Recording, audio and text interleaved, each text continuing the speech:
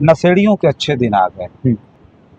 लगभग पिछड़ा दलित के बच्चे पढ़ते हैं। तो उनके बच्चे जो प्रभुत्ववादी वर्चस्ववादी हैं, उनके बच्चे विदेशों में पढ़ते थे। 100-200 साल पीछे जाएं तो ये होता था कि पिछड़े दलितों को शिक्षा का अधिकार नहीं। क्या उसी दौर में हम फिर वापस जा रहे हैं? बिल्डिंग है ना विद्यालयों की, और जमीन जो है वो अडानी को भेज दी जाएगी। बनेंगे, जब पढ़े लिखे नहीं रहेंगे तो लेबर ही बनेंगे ना। लेबर ही बनेंगे।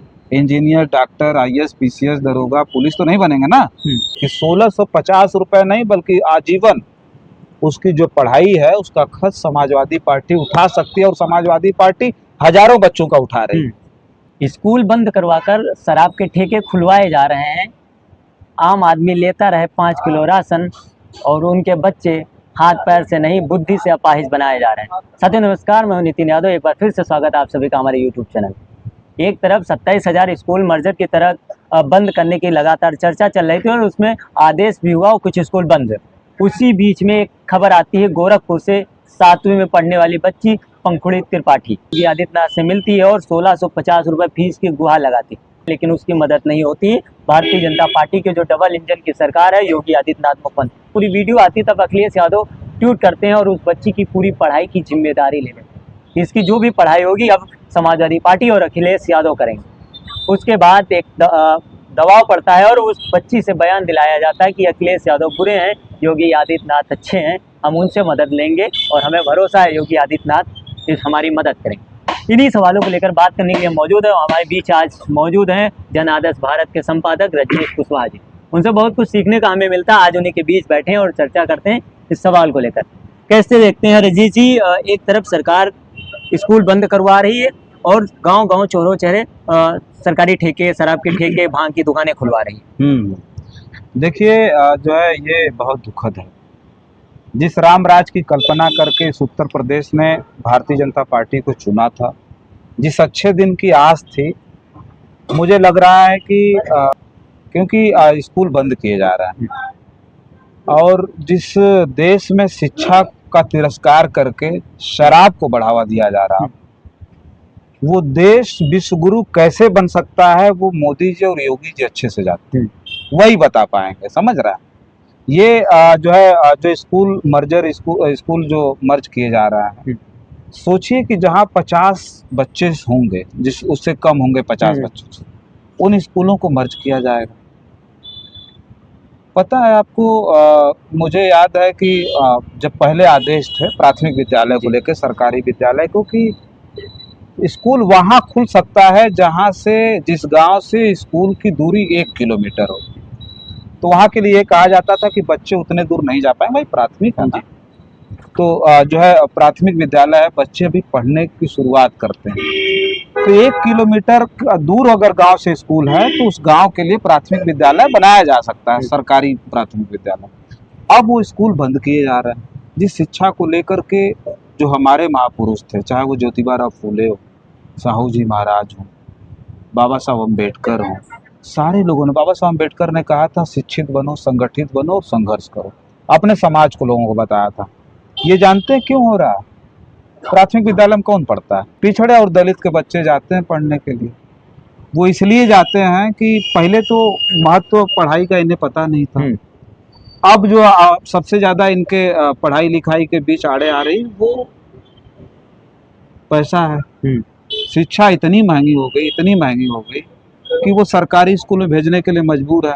अब सरकारी स्कूल में भेजने के लिए मजबूर है। जानते हैं सरकारी विद्यालय जहाँ अच्छे चल रहे हैं, एजुकेटेड शिक्षक रखे गए, अच्छे पढ़े लिखे शिक्षक है ना वहाँ, और धीरे धीरे जो प्राथमिक विद्यालय का वो था पढ़ाई लिखाई का जो धीरे धीरे बदल रहा था, परिवेश बदल रहा था, अच्छी पढ़ाई होने लगी। बहुत सारे ऐसे विद्यालय जाकर के पता करिएगा, बहुत सारी जगहों पर जहाँ अच्छे टीचर आ गए हैं, वहाँ इंग्लिश मीडियम को छोड़ करके बच्चे धीरे धीरे प्राथमिक विद्यालय में शिफ्ट हो रहे थे। दिल्ली के प्राथमिक विद्यालय, दिल्ली के सरकारी विद्यालय को आपने सुना होगा, देखे भी हैं। वहाँ की स्थिति यह है कि बड़े बड़े लोग अपना इनकम सर्टिफिकेट कम करवा करके सरकारी स्कूल में भेज रहे थे कि यहाँ बच्चे की फीस नहीं लगेगी और बच्चा हमारा अच्छे से पढ़ लिख लेगा। तो ये माना जाए क्या, जैसे कि हम पिछले दौर में देखें अगर पुराने, हाँ देखिए ये जो कार्यशैली है ना आज के सरकार और सिस्टम की, उसमें मैं साफ तौर पर ये बात कह सकता हूँ कि वो दौर मुझे लौटता दिख रहा है वास्तव में।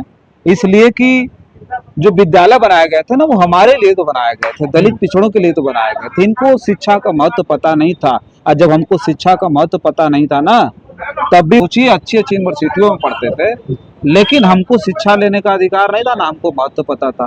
तो हमारे लिए प्राथमिक विद्यालय खोले गए थे और बंद किए जा रहे हैं, तो जाहिर सी बात है हमारे लिए बंद किए जा रहे हैं। फिर हम वो दौर में लौट रहा है, सच कह रहे हैं आपको, उस दौर में लौटते जा रहे हैं जिस वक्त में हमारे छोटे बच्चों के लिए विद्यालय की सुविधा नहीं होगी। तो हम 5 साल में जहाँ 4 साल में बच्चों को भेज दे रहे थे, अब तो प्री शुरू हो गया था प्राथमिक विद्यालयों में, तो हम 3 साल में भेज देते, 2.5 साल में बच्चे को भेज देते थे। बच्चा जाता था वहाँ, कुछ नहीं करता था, काफी में पा जाता था, तो कम से कम वो माहौल में बैठता तो था घर छोड़ करके। लेकिन अब वो चीजें नहीं रहेगी। जब प्राथमिक विद्यालय हमारे गांव में नहीं रहेगा तो हम वहाँ नहीं भेजेंगे। जानते हैं अब 3 साल में 2.5 साल में बच्चों का एडमिशन हो जाता था कि भाई 2.5 साल के जिसकी उम्र होगी उसका नर्सरी में एडमिशन होगा। अब सरकार ने बदल करके क्या कर दिया, बच्चा 5 साल का होना चाहिए तब एडमिशन होगा, नहीं तो नहीं होगा। शिक्षा नीति बदली, हम चुप रहे, बोले नहीं भाई ठीक है। उसके बाद प्राथमिक विद्यालय बंद हुए। प्राथमिक विद्यालय, अब तो लोग कह रहे हैं भाई प्राथमिक विद्यालय की जो बिल्डिंग है और जो जमीन है वो क्या होगी है, जो बंद हो जाएंगे उनकी जमीन, और बाल वाटिका बनाने की बात चल रही है। बाल वाटिका बनाएंगे। लोग कह रहे हैं कि ये जो गांव गांव अडानी का वो खुलेगा, क्या बोलते हैं, गोडाउन खुल रहा है, ये सब चीजें होने जा रही है। अच्छा, एक सवाल ये भी उठता है कि गांव गांव चौराहे चौराहे जिस तरीके से शराब की दुकानें खुल रही हैं, क्या उत्तर प्रदेश और भारत की सरकार को शिक्षा में नहीं शराब में प्रदेश और देश का भविष्य दिख रहा है? भविष्य नहीं दिख रहा, फायदा है इनमें। जो फायदा है उनको ये शराब में दिख रहा है। और ये शराब की जो दुकानें खोली जा रही हैं वो किसके लिए खोली जा रही है? उन्हीं के लिए खोली जा रही है जिनके लिए शिक्षा बंद की जा रही है। दलितों पिछड़ों के लिए स्कूल भी बंद किए जा रहा है। इनकी शिक्षा खत्म करके इनको कहाँ ढकेला जा रहा है? भाई ये दिन भर काम करो, फिर क्या क्या बनेंगे? लेबर बनेंगे, दिन भर काम करेंगे और शाम को आके शराब से, अरे ठेके से शराब खरीदेंगे और पी करके आराम की। इसके पीछे क्या वजह हो सकती है? क्या सरकार की नीति हो सकती है कि स्कूल बंद करके ठेके खुलवाए जा रहे हैं?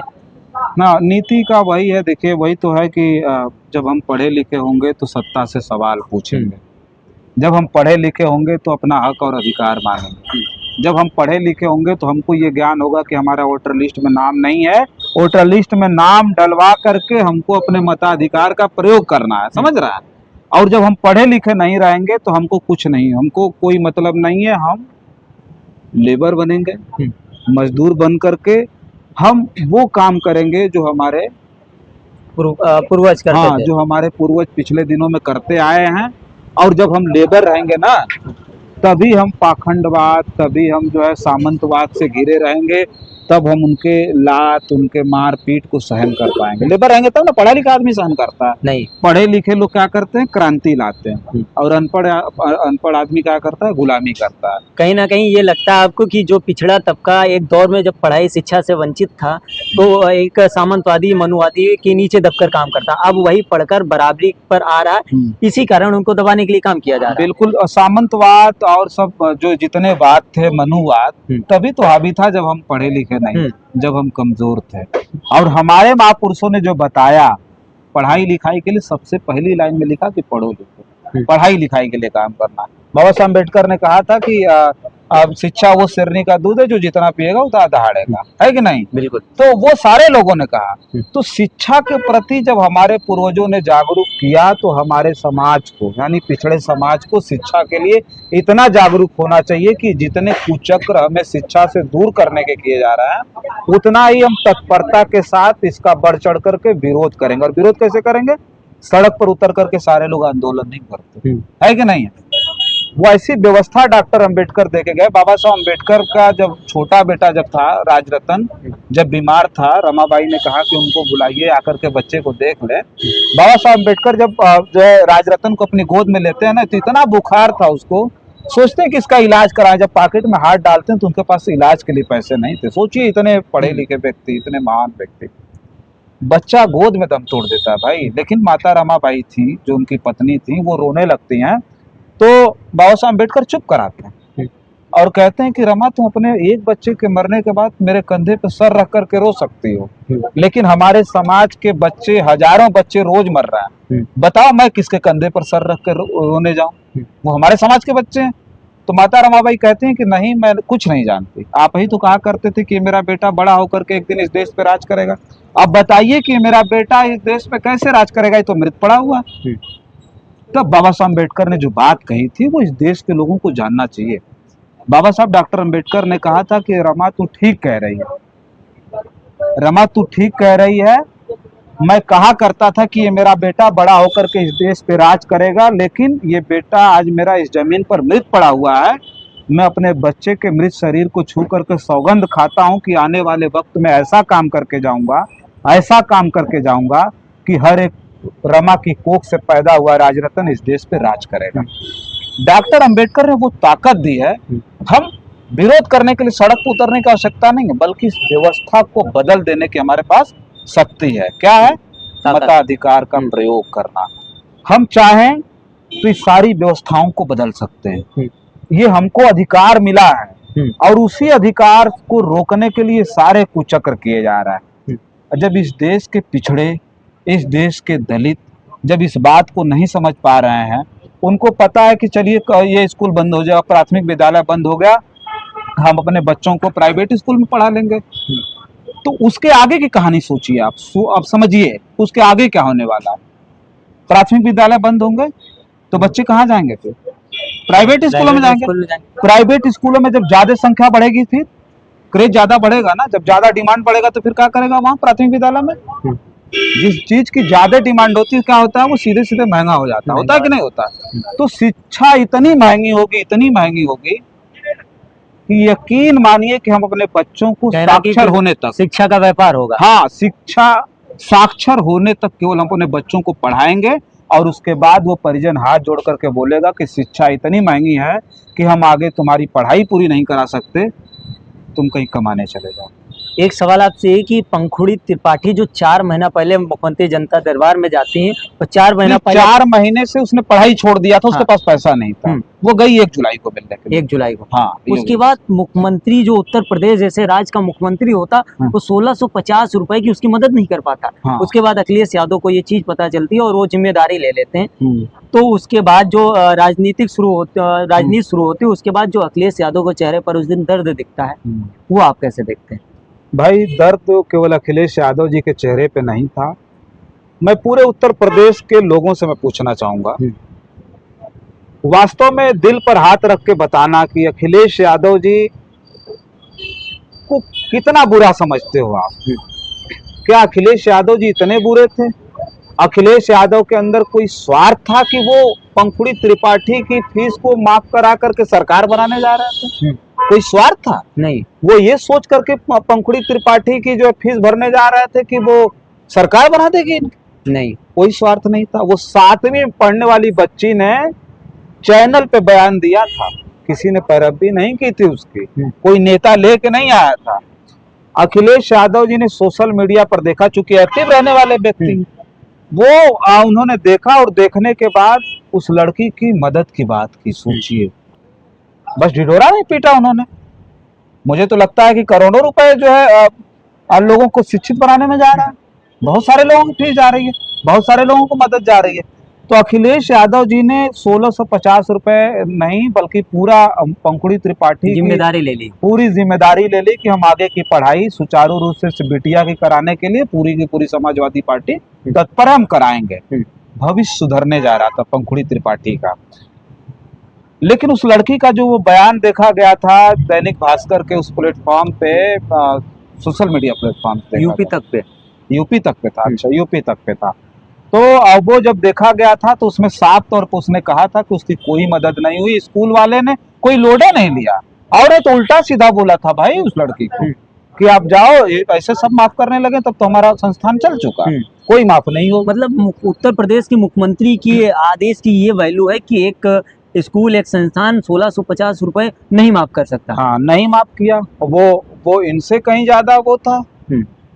ये भी तो बहुत सारी चीजें बोलते हैं, बहुत कुछ कहते हैं, तो इनसे कहीं ज्यादा वो आगे है वो। तो उसने भी साफ तौर पे मना कर दिया कि भाई हम माफ नहीं करेंगे।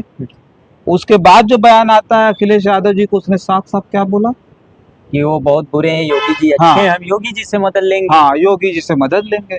योगी जी ने कोई मदद नहीं की थी। जब अखिलेश यादव जी, अगर वो गारंटी के साथ मैं बोल रहा हूँ, अखिलेश यादव जी अगर वो ट्वीट नहीं करते, अगर ये बात नहीं कहते, तो इनकी कोई बात नहीं सुनी जाती और उस बच्ची को ना स्कूल छोड़ करके घर बैठना पड़ता। कोई नहीं सुनता, बता तो रहा हूँ मैं, कोई नहीं सुनता। लेकिन एहसान हो अखिलेश यादव जी का कि उन्होंने ट्वीट किया, पूरा का पूरा प्रशासन सक्रिय हुआ, सरकार सक्रिय हो गई अखिलेश जी के कहने पर, और उसके बाद स्क्रिप्ट लिख करके इतना बुरा बयान दिलवाया गया। आप करें एहसान अखिलेश यादव देखे, लेकिन वो परिवार, वो बच्ची है जिस तरीके से शब्द यूज कर रही, इसके पीछे क्या हो सकता है? क्या प्रशासन या सरकार का कोई दबाव हो सकता है? हाँ, प्रशासन और सरकार का टोटली दबाव था, लेकिन फिर भी उस परिवार को इस तरह का बयान नहीं देना चाहिए था, नहीं कहना चाहिए था कि वो बुरे हैं। क्योंकि जो बात उसने कही ना, वो उत्तर प्रदेश के करोड़ों लोगों को इसलिए कचोटती है कि अखिलेश यादव जी जब सरकार में थे तो छात्रों के लिए उन्होंने क्या क्या नहीं किया। लैपटॉप बांटा,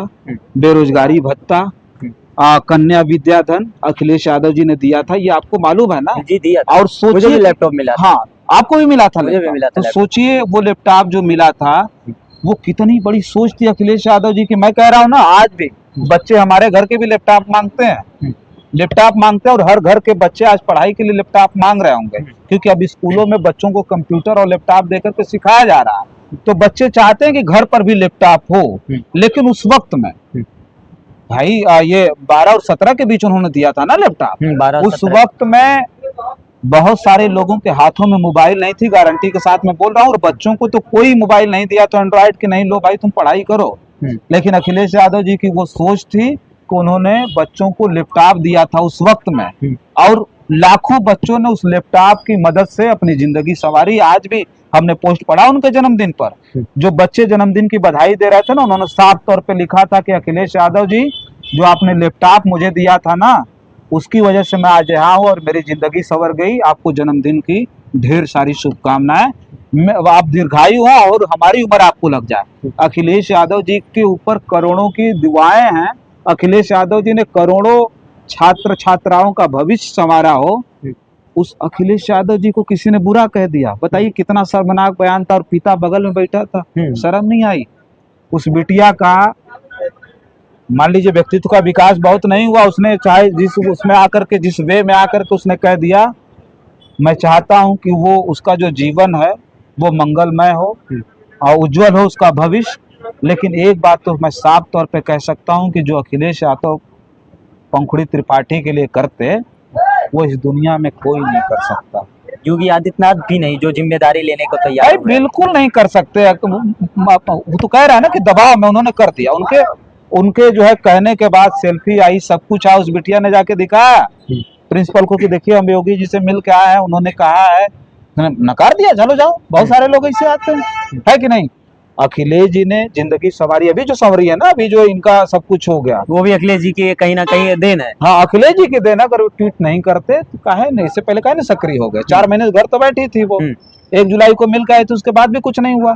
उनके ट्वीट के बाद ये सारा कुछ हुआ। लेकिन आने वाले वक्त में मुझे नहीं लगता है कि जो अखिलेश यादव जी की तरफ से उस बिटिया को मदद मिलती, वो कोई इस दुनिया में कर सकता है, कोई नहीं कर सकता। इसलिए कि एक उदाहरण है खजांची। नोटबंदी में खजांची पैदा हुआ था, अखिलेश यादव जी ने पूरी जिम्मेदारी ली, खजांची का सब खर्च वहन होता है, और उसका बर्थडे वो इस प्रदेश का इतना जो है धूमधाम से मनाया जाता है। इस प्रदेश का सोचिए कि इतना उसका भाग्य ऐसा है, सौभाग्यशाली बच्चा है कि उसका जो जन्मदिन है ना, समाजवादी पार्टी कार्यालय में मनाया जाता है, और वो भी उसके सामने, उस नेता के सामने जो इस देश के बड़े नेताओं में टॉप 10 की बात करें तो टॉप 10 नेताओं में अखिलेश यादव जी बेशुमार हैं। वो जो है अपने सामने बिठा करके उसका जन्मदिन मनाते हैं। एक आखिरी सवाल आपसे है कि जो कुछ पार्टी के लोग भी हैं और कुछ सत्ता पक्ष में बैठे भी लोग ये कमेंट करते हैं, ये पोस्ट करते हैं कि अखिलेश यादव जी अगर अपने समाज की या पिछड़े समाज की कोई बच्ची होती या कोई बच्चा लड़का होता तो उसके लिए भी ऐसे तत्पर तुरंत एक्टिव होते हैं, या फिर कि क्या जरूरत थी अखिलेश यादव को तुरंत एक्टिव होकर उसकी मदद करने की? नहीं, ये तो लिखने वाले, हमें लग रहा है कि वो सारी चीजें बकवास है, समझ रहा। ये दलित पिछड़े की बात जो आती है, जब आती है, देखिए हमको पता नहीं कहाँ बहुत बुरा लगता है। हम चर्चा देखते हैं, नहीं, ये लिखने वाले अक्सर लिख रहे हैं। नहीं लिख रहा, मैं देख रहा हूँ ना, मैं देख रहा हूँ कि इनका स्टैंड क्लियर नहीं है, ये इनकी बात कर रहे हैं, ये सवर्णों की बात कर रहा है। उनको समाजवादी पार्टी का संविधान पढ़ना चाहिए और अखिलेश यादव जी इस देश के बड़े राजनेताओं में शामिल हैं और जिनके ऊपर पूरे देश की जिम्मेदारी है। अखिलेश यादव जी मुख्यमंत्री बनेंगे तो केवल दलित और पिछड़ों के मुख्यमंत्री नहीं होंगे, समझ रहा है, पूरे प्रदेश के होंगे, पूरे प्रदेश के होंगे। अखिलेश यादव जी अगर प्रधानमंत्री बनेंगे, मेरी शुभकामनाएं हैं कि वो प्रधानमंत्री बने क्योंकि अच्छे नेता हैं। अगर वो प्रधानमंत्री बनेंगे तो पूरे देश के बनेंगे, ये तो नहीं कि दलित पिछड़ों के बनेंगे, सबके बनेंगे। पीडीए का जो उन्होंने नारा दिया उसे लोग गलत दिशा की तरफ ले जाते हैं। पीडीए का नारा दिया दलित पिछड़े अल्पसंख्यक के सम्मान की अगर बात की तो ये लड़ाई बहुत पुरानी है नितिन भाई, बहुत पुरानी है। दलित और पिछड़ा जो इस देश में मुख्य धारा से कटे हुए लोग हैं, उनको मुख्य धारा में लाने की जो मुहिम है वो बहुत पुरानी है और सदैव से जो दलित पिछड़े नेता रहे हैं, 1585 का नारा दिया, 1090 का नारा दिया, वही चीज तो आज अखिलेश यादव जी कर रहे हैं। हमको मुख्य धारा में लाने की बात कर रहे हैं। ये थोड़े करेंगे भाई, नहीं ये ब्राह्मण, इनकी मदद नहीं होनी चाहिए, ये राजपूत है, इनकी मदद नहीं, भूमिहार है, गुप्ता है, इनकी मदद नहीं होनी चाहिए। नहीं, मदद सबकी होनी चाहिए और सारे लोगों को मुख्य धारा में लाने की जो लड़ाई, सामाजिक न्याय की जो लड़ाई है, वो लड़ाई अखिलेश यादव जी तत्परता से लड़ रहे हैं। उन्होंने तो कहा कि पीडीए की सरकार बनेगी, पीडीए का अपमान नहीं होगा। भाई जब उनकी सरकार बनेगी, किसी की हिम्मत होगी क्या दलित पिछड़े का अपमान हो जाए? दलित पिछड़ों का अपमान हो रहा है, बिल्कुल हो रहा है। कल जब सरकार बनेगी तो ये सबसे बड़ी चुनौती होगी कि अगर इनके सरकार में किसी दलित पिछड़े का अपमान होगा तब ये माना जा सकता है कि पीडीए का नारा इनका गलत था, खोखला था। आज वो कर दे कि नहीं भाई केवल दलित पिछड़ों का हमको वोट चाहिए, हम जो कुछ कर रहे हैं दलित पिछड़ों के लिए कर रहे हैं, हमको ब्राह्मण नहीं ठाकुर। ये अखिलेश यादव जी और तमाम जो लोग लिख रहे हैं, क्योंकि देखिए मैं एक सोशल मीडिया इन्फ्लुएंसर हूँ, मैं एक पत्रकार के तौर पे जान पहचान बनाने के संघर्ष में मैं भी जूझ रहा हूँ, तो मैं इस बात को समझ सकता हूँ कि अखिलेश यादव जी का जो पीडीए का नारा है वो दलित पिछड़ों को जो सामाजिक न्याय की लड़ाई है मुख्य धारा से जोड़ना है उनको। बाकी और लोगों को ये कह दे कि नहीं इनसे कोई मतलब नहीं है तो ये बेहद गलत होगा। ये समाजवादी पार्टी के संविधान में भी नहीं है और समाजवाद के नारा से भी अलग है। वो अखिलेश यादव जी सबकी बात करेंगे, सबको साथ लेकर के चलेंगे, लेकिन हाँ जो सबसे बड़ी चुनौती होगी दलित पिछड़ों का जो आज अपमान हो रहा है वो नहीं होगा। वो आने वाली सरकार में अगर होगा तब माना जाएगा कि इनका पीडीए का जो नारा है वो खोखला है। चलिए, बात करने के लिए बहुत बहुत धन्यवाद। रजनीश कुशवाहा जी थे जो जन आदर्श भारत के संपादक, इनसे बहुत कुछ सीखने का मौका मिलता। आज फिर हमने चर्चा की, बहुत कुछ सीखा, लेकिन सवाल ये है कि शिक्षा का महत्व वो क्या जाने जिनको शिक्षा से कभी वंचित ही नहीं रहना पिया। अखिलेश यादव वो भी पिछड़े दलित से आते हैं, उनको भी पता है कि शिक्षा से पिछड़े दलित अल्पसंख्यक को किस तरीके से वंचित किया था। यही कारण हो सकता है कि उन्होंने लगा कि एक 7वीं में पढ़ने वाली बच्ची जो शिक्षा के लिए मुख्यमंत्री आवास पहुंच जाती है और उसके बाद भी उसकी मदद नहीं होती। यही कारण हो सकता है कि अखिलेश यादव आए और उसकी जिम्मेदारी ले लेती। 1650 रुपये नहीं, उसकी पूरी पढ़ाई की जिम्मेदारी अखिलेश यादव ले लेते हैं कि हम इसकी जो भी पढ़ाई होगी उसकी जिम्मेदारी अखिलेश यादव और समाजवादी पार्टी की। ये बहुत बड़ी बात है क्योंकि अखिलेश यादव जब 2012 से 17 तक मुख्यमंत्री थे, उन्होंने 18 लाख लैपटॉप दिए थे। हमारे ग्रुप में भी 1 लोग को लैपटॉप मिला था, हमारे एक साथी को। हम 12 लोग का ग्रुप था, उसी से हम लोगों ने पढ़ाई किया था और बहुत कुछ सीखा उससे। और हम भी आज आभारी हैं अखिलेश यादव के, जो कुछ हमें इतना जानने को मिला लैपटॉप के बारे में। उतनी समय हम लोग के पास कीबोर्ड का मोबाइल था, उससे हम लोग कुछ नहीं देते, तो बहुत कुछ उससे सीखने को मिला। शायद आज हम यहाँ पर हैं, ये चीज़ आपके पीछे रख रहे हैं, तो उसमें भी कहीं ना कहीं अखिलेश यादव का बहुत बड़ा योगदान है। और कहीं ना कहीं एक सवाल ये भी उठता है कि जब हम उस दौर में थे जब पिछड़े दलित को शिक्षा से वंचित रखा जाता था, आज वही सब पढ़ लिख कर उनके बराबरी आ रहे हैं, तो क्या उन लोगों को नहीं खलता होगा कि नहीं ये कल जो हमारे पैरों के नीचे बैठता था आज हमारी बराबरी पर बैठता है और हमें आदेश देता है। बहुत से पिछड़े दलित के लोग IAS PCL DM जज तक बनते हैं और कहीं ना कहीं उत्तर प्रदेश के मुख्यमंत्री मुलायम सिंह यादव भी रह चुके, रक्षा मंत्री भी रह सकते, जो कि और अखिलेश यादव भी उसी पिछड़े समाज से आते हैं जो उत्तर प्रदेश जैसे राज्य के मुख्यमंत्री रहे। तो कहीं ना कहीं उनके मन में ये चुभता जरूर होगा कि जो कल तक हमारे नीचे बैठता था हम उसको बैठने के बराबर नहीं देते थे, लाते मारते थे, आज हमारे बराबर खड़े होकर हमारे सामने हमारी ऊंची आवाज़ में हमसे बात करता है। ये भी एक कारण हो सकता है क्योंकि सरकार ने जो 27,000 स्कूल मर्जत के तहत बंद करने की घोषणा की और इस पर काम भी शुरू हो चुका है, क्योंकि लखनऊ में भी 143 स्कूल बंद होंगे, लखनऊ राजधानी में वो भी बंद होंगे। तो कहीं ना कहीं ये पिछड़े दलित को फिर से एक बार शिक्षा से वंचित करने की राह पर सरकार काम करे। फिलहाल आपका क्या मानना है पूरी खबर के बारे में, और हमने रजनीश जी से चर्चा की, पूरी चर्चा के विषय में कमेंट बॉक्स में जरूर बताएं। मिलेंगे किसी अन्य वीडियो में अन्य मुद्दे के साथ, तब तक के लिए नमस्कार।